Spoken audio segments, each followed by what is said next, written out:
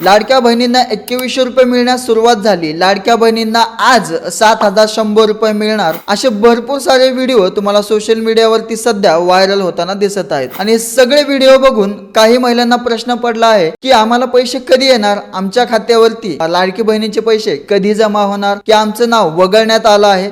या सगळ्या प्रश्नांची उत्तरं तुम्हाला या व्हिडिओमध्ये मिळणार आहेत, तर व्हिडिओ शेवटपर्यंत बघा।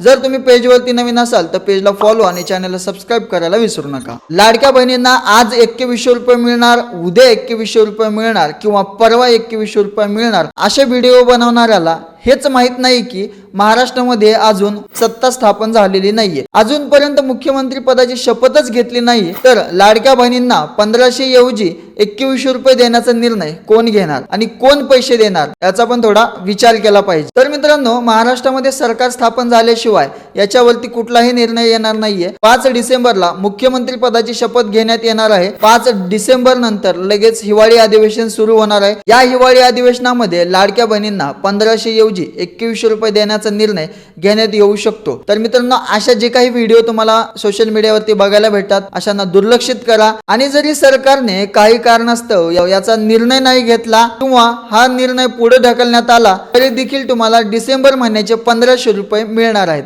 टेन्शन नका घेऊ। अशाच नवनवीन माहितीसाठी आपल्या पेजला फॉलो करायला विसरू नका।